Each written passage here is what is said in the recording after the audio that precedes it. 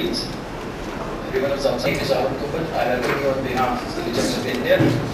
Religions of India was established in 1998 with the aim to promote Indian culture, art, music, and build knowledge around it.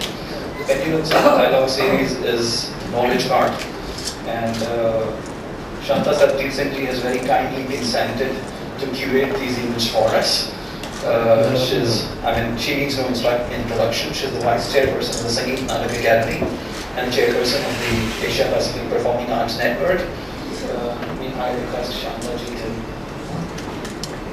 come.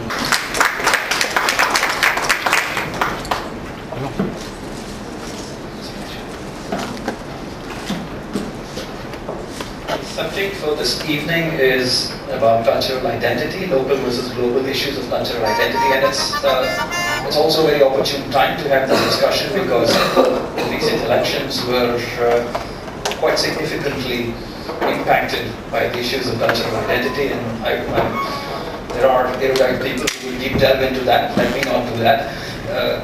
So let me start introducing the panelists for this evening. May I invite Dr. Amrit Srinivasan. She's done some very pioneering work on Devdasis, which is still very seminal in various forms across many disciplines. She's a member of the National Integration Council to represent women's issues.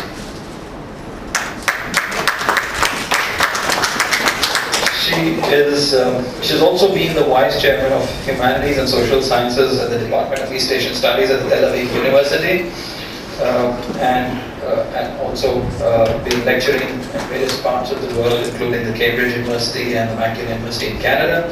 Welcome, Dr. Amrit Srinivasan. Our next speaker this evening is Ambassador Dr. Mansingh. He needs no introduction really. He's been in the IFS and been the Secretary for Foreign Affairs. He's been Ambassador to Nigeria, United Emirates, having charges of Benin, Chad, and the Cameroons. He's been the Deputy Chief of Mission at Washington, and he's been Dean of the Foreign Services Institute. He continues to be a lecturer at the postgraduate Department of Political Science.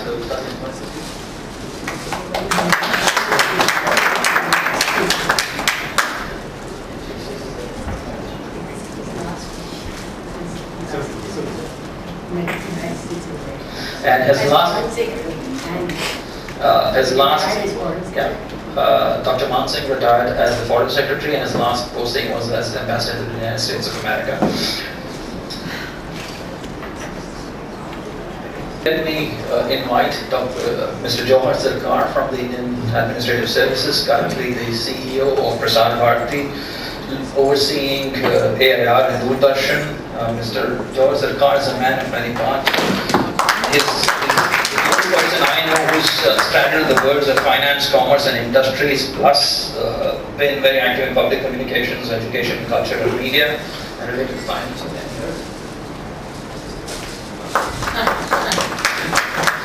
This might be short of the introduction, but as you know, these are not people who need introductions. Shantaji, may I request you to take over? Thank you, Arun. Principally, we have an excellent and dynamic set of speakers here who should enlighten us a lot on a very burning topic, because I think among the principal concerns of globalization and the way it is sweeping across the world is, of course,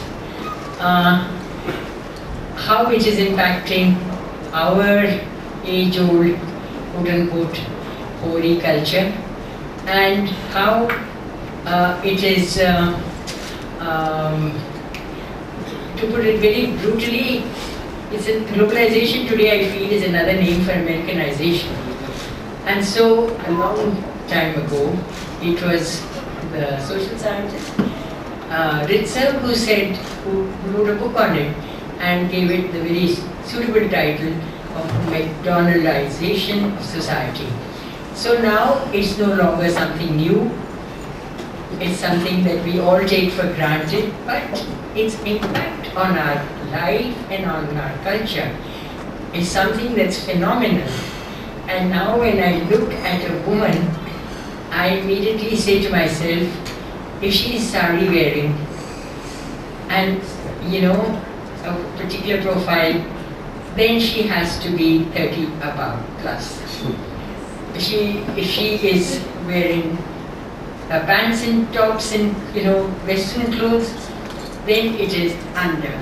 So what does it mean? It means that somewhere this whole globalization is impacting our culture, our ways of living life, our buying patterns, our food habits. The way we, from an adda culture, now we have gone to eating the best, and we carry a mug of coffee in our hand as we move around the famous. अब Starbucks वाला concept है, पकड़ो coffee and walk on the streets, and so there are many issues here which require a sort of a deeper and closer analysis. And among them, where we were just coming in, rather than we were just chatting, and he remarked about how when he joined the service, it was in the era of the socialist republics or Republic of India. Today it is the United States of India. So it is a very different subcontinent that we are looking at. And if you go back to somebody like the Austrian economist, who said very famously that capitalism is the death of creativity. So many of us, as the capitalist model is being adopted everywhere, it's not that we are in a position to do anything about it. We will always remain a minority. But I do lament the loss of the creativity that is implicit in my loss of culture. So now, if I may begin with Ambassador Mansingh for his views on this subject.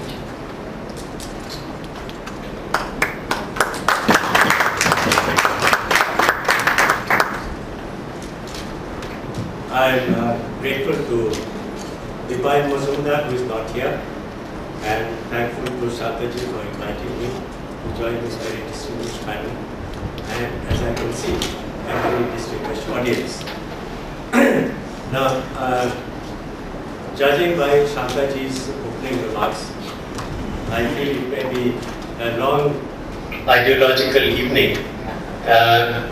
But let's look at the issues with an open mind.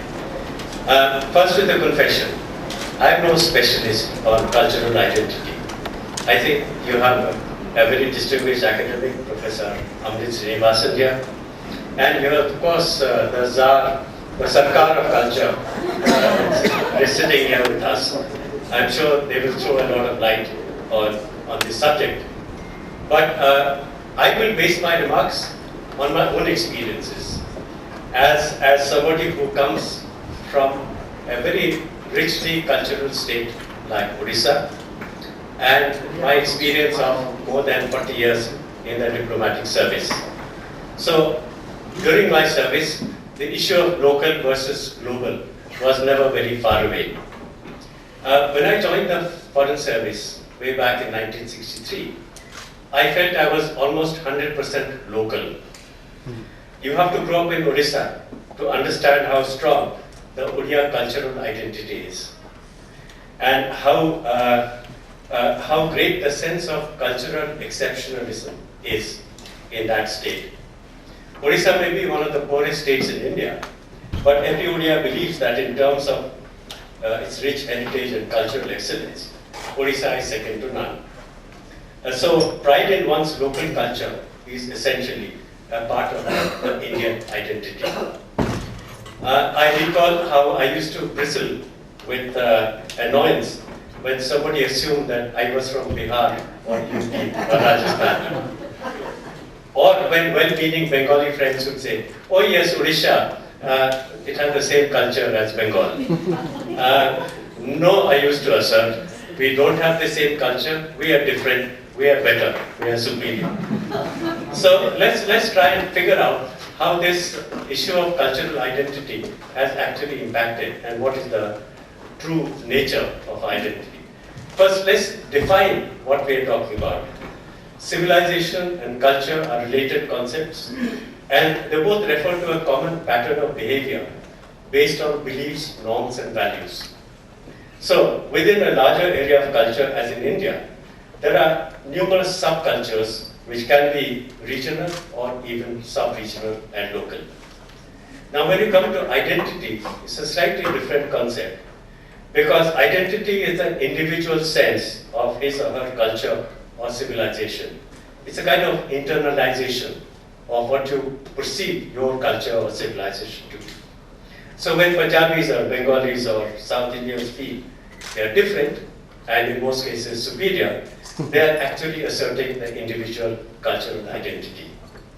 So that is what it looks like. But my contention is, this is only superficial. We are superficially parochial in our culture. Actually, we are not. Dig deeper into our history and the nature of our civilization, and you'll find that we have always been not local, not regional. We've actually been global. We have been global. In fact, our ancestors went a step further. Their outlook was actually cosmic. At a time when scientists had not discovered the contours of the universe, our ancestors from Vedic time onwards had an imagination of the cosmos which turned out to be true.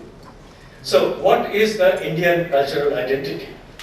I think the cultural identity which evolved through several thousand years of evolution is amazingly complex. There are two broad qualities in my view which define the Indian cultural identity.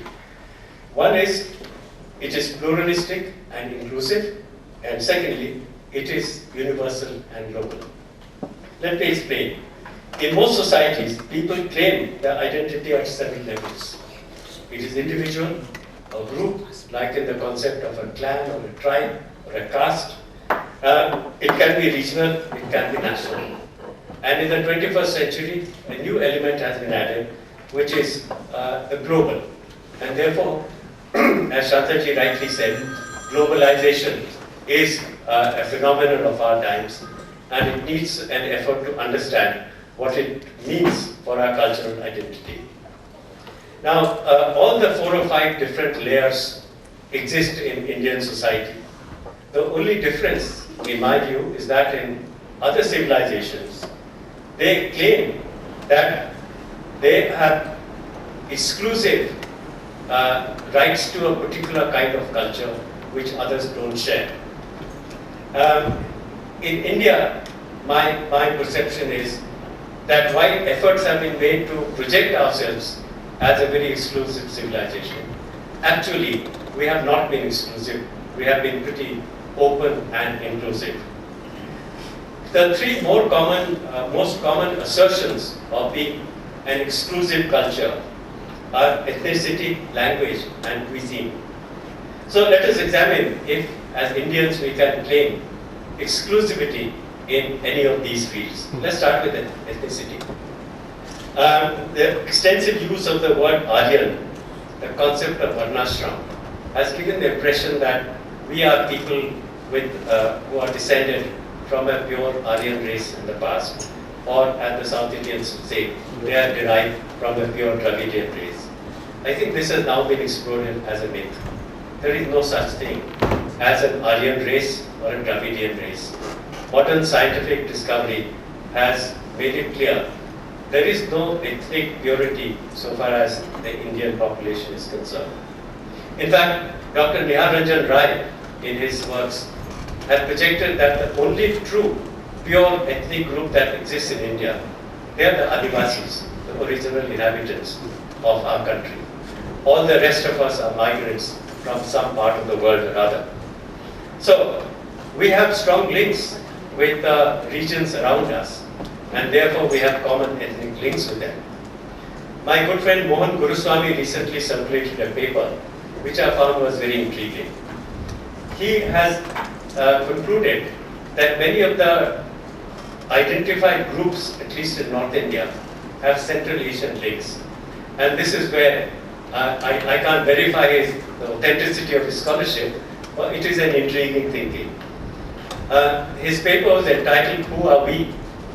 And he says, we have come from different parts of the world. The Sisodias for Rajasthan, for instance, he says, are Sasanians. The Jats are actually from a group called the Gatei in Central Asia. The Gujars have come from the Khazars of Central Asia. And the Thakurs are Tugarians. Believe it or not. I don't know whether it's right or wrong, but it sounds very interesting. Let's look at language. Do we have a pure language that nobody else has?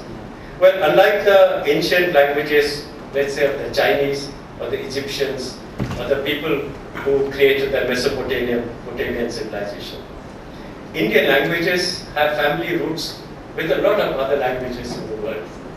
Sanskrit had common roots with the Avestan of Persia, with Latin and Greek. The Dravidian languages have also been discovered in other parts of the world. There is a group called the Brahmis of Baluchistan who speak a pure Dravidian language. So that shows that even our language is not ethnic and not local. What about cuisine? Of course, there can't be any other country which shares our cuisine. Indian cuisine, of course, is exclusive. But here's the surprise. 75% or more of the foodstuff we use today didn't exist before the colonial powers came to India. A good index is to check if you go to Puri and go to the Jagannath temple and you have what is called the Mahaprasad, the food that they cook there and serve to thousands of pilgrims every day. You'll find that there's a long list of banned vegetables because they came during the colonial period. So tomato, potato, cabbage, cauliflower, you name it, they're not there. So what we take it for granted today is part of our cuisine actually came from somewhere else. Do you know that when I was younger and more ignorant, I got into a heated discussion with a lady ambassador from Mexico who asserted that the chili originated in Mexico. I said it can't be. This is the homeland of the chili. Where else can you find food that uses chili so extensively? Now I know that she was right and I was wrong. The chili actually came from Latin America. It was brought by the Portuguese to Sri Lanka first, and then from Sri Lanka it moved upwards into India. And I found proof of that because if you go back to Orissa, the word chili is called a lanka. So there you are. Now, what are the things we love most? Jalebis, samosas, barfis, they all came from the Middle East. Right? So, I think the great quality of Indian civilization is we adapted, we accepted, made it our own, and it became unique. And then we shared it, we synthesized foreign influences, and we made it uniquely an Indian product. The result has been that all Indians, I assert, are multicultural personalities. They have multicultural identities. Let me give you an example of two of our greatest cultural icons, removed in time by nearly 500 years. The first, Amir Khusro, Turkish by origin, Persian by training, and unmistakably Indian at heart. He was equally at home in Persian and in Brijbhasha. He was the one who is said to have introduced the khayal. He's supposed to have invented the sitar, brought in the tabla into Indian music. Great symbol of multicultural identity of India. Fast forward to the 20th century, and you have somebody very similar in Gurudev Rabindranath Tagore. Tagore claimed that he represented the confluence of three cultures: Hindu, Mohammedan, and British. So there you are. The point I've tried to make so far is that it will be misleading to see Indian culture in terms of disparate, mutually exclusive elements. There is no either or in our culture. Everything is acceptable. These elements do not clash, they blend with each other, and they become a beautiful composite culture. Now let's come to the issue that Shantaji had raised, globalization. a threat to Indian culture? Question mark. I'm afraid I'm going to have to differ with Santaji and maybe with the other panelists here. Now, there is of course a raging debate about amongst the world's intellectuals on the impact of globalization.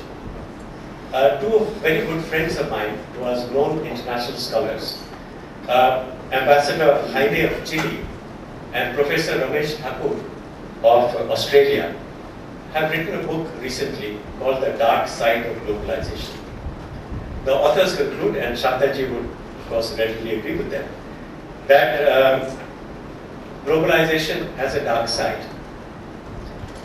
They have concluded that economic globalization has led to an unleashing of what they call negative forces. They think this has led to what they call uncivil society. This has led to arms trade in Western Africa, to organized crime in South Africa, and closer home, they think that it has created the Naxal movement in India and has also influenced the Maoist movement in Nepal. In India, there are many critics of globalization. They come from the religious right as well from the secular left. Both conclude that the seductive materialism of the West, as Shantaji did point out, has produced a new generation of hedonists who are devoid of spiritual values, who are abandoning their traditional culture in preference to the blind imitation of the West. And this is spelling the demise of Indian culture. And of course, they predict that what we are seeing is the beginning of the end of all that is precious in our heritage, dance, music, and our social customs. Well, with due respect to these prophets of gloom and doom, let me assert that they are wrong. There is no empirical evidence to suggest that there has been a serious erosion of values in India and as a result of globalization. In fact, I believe that the composite, pluralistic, inclusive, secular culture has immunized us from any kind of evil effect of any global influence. The debate was settled many centuries ago when our intellectual ancestors concluded, Ayam Rija Paro Bedi Gadana Lagu Chindasa Udara Charita Nam to Vasudhaiva Kutumbaka. What does it say? This is mine, that is yours. That is the product of inferior minds. For those who have a broad intellect, the entire world is a family. That is what Indian culture represents. That is who we are. Throughout our history, we have welcomed foreigners and their culture. They essentially became a part of the Indian mosaic. We have been equally active in reaching out to other parts of the world.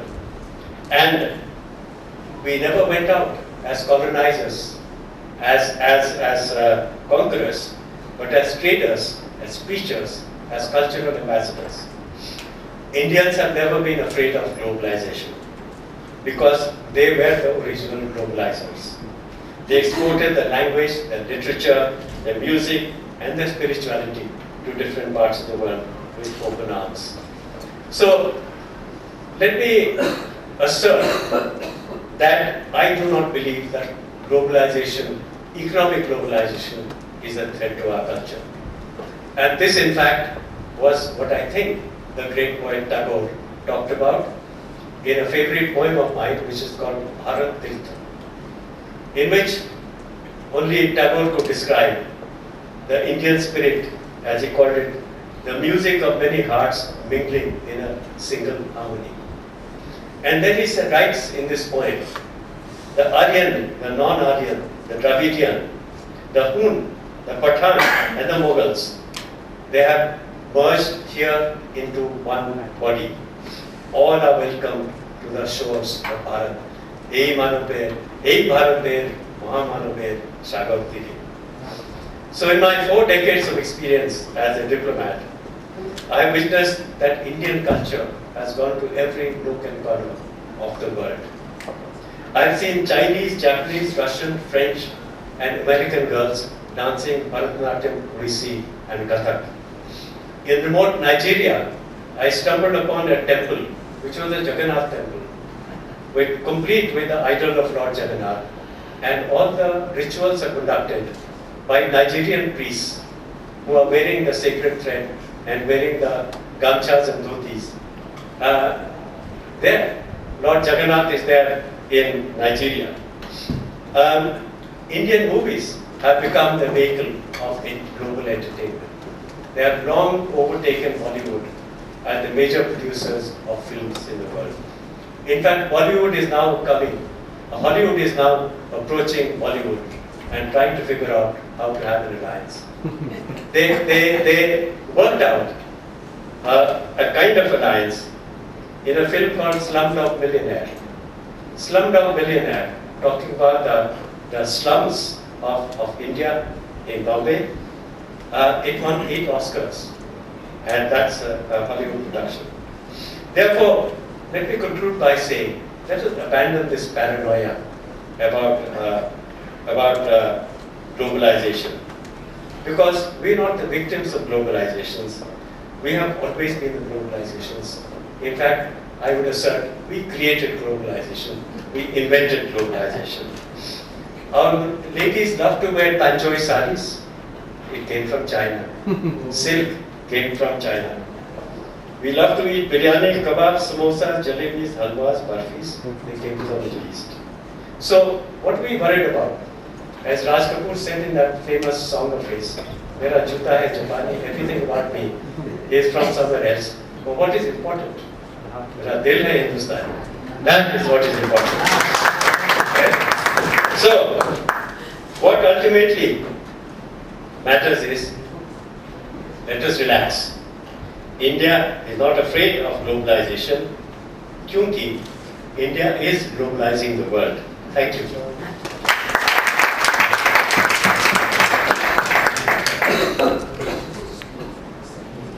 Okay, sure. Ambassador Man Singh never ceases to surprise me. I'm glad I provoked him. I'm glad that he came up with a lot of very interesting observations. My only correction is I never said that the young are not spiritual. No, I don't believe that. I think in fact there is a wave in the youth of today, and the apparel is of course a very surface sign of their existence. You don't have to be judged about your spirituality from what you wear. It was just an observation in the sense that these are the markers of a certain kind of local versus global debate. And of course, I had this in my Vasudeva Kutumbakam, of course, these are the very, very important truths at the heart of our culture.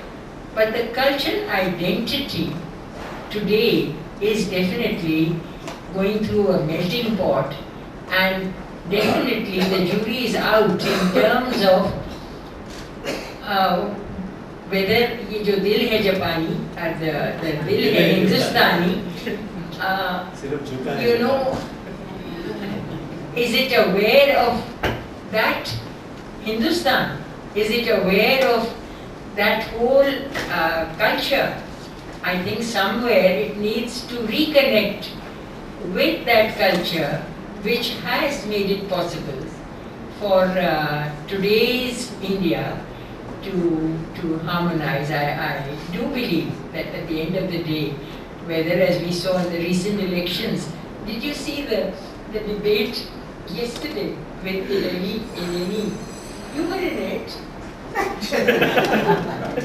So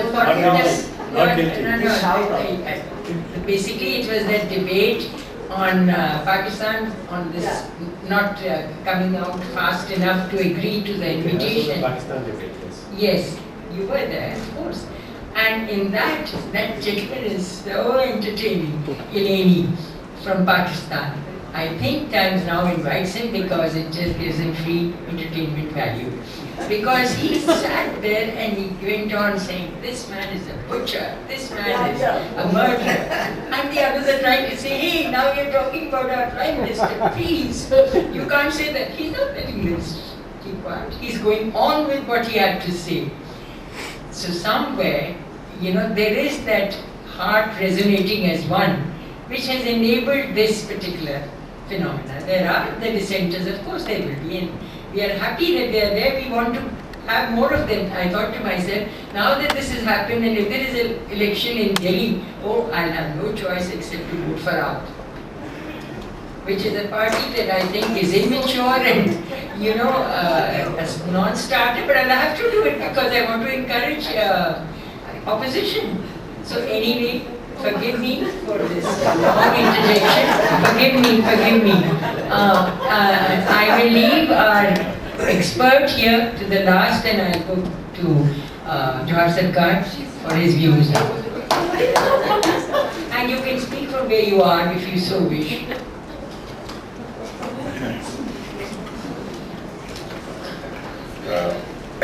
Thank you, Chairperson.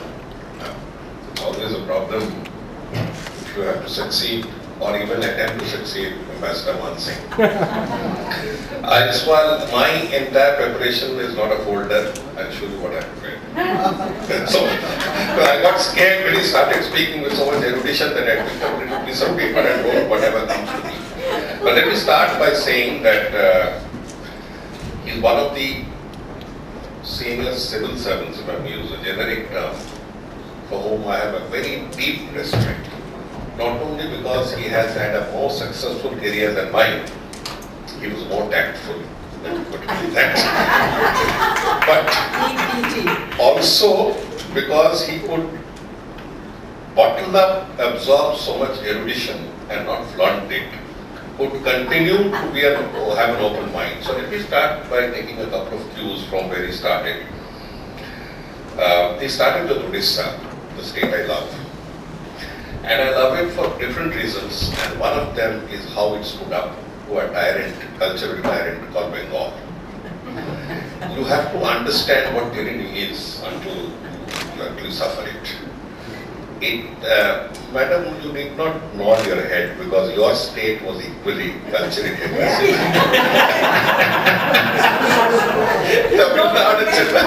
Don't forget this. Oh, you are from Odisha. She has a split identity, now she is identified with Odisha. So had it not been for the strength of a 3,000-year-old culture, they would have been swamped by these yesterday Bengalis who happened to chance upon a fortune because the British decided to land on a malarial swamp and make use of user-friendly Bengalis. So we'll go up on all the additions of culture that come in here to add up to a bombastic high level.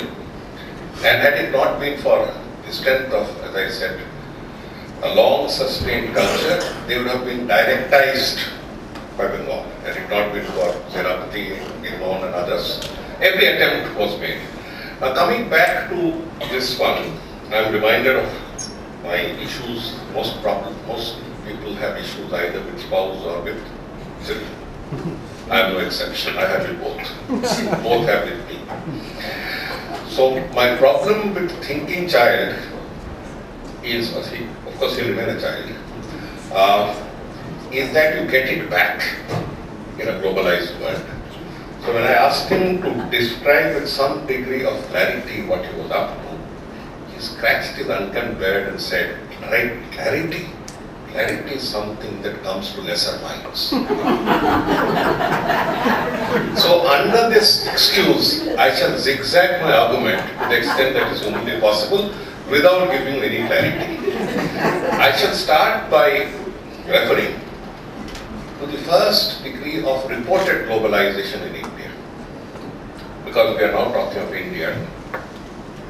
But before that, let me voice my concerns, which may sound a little parochial, at the distress that most civilized people of the world suffer now of being swamped by a tsunami of a very standardized artificial culture of commercialism and consumerism. There is a doubt there is a fear.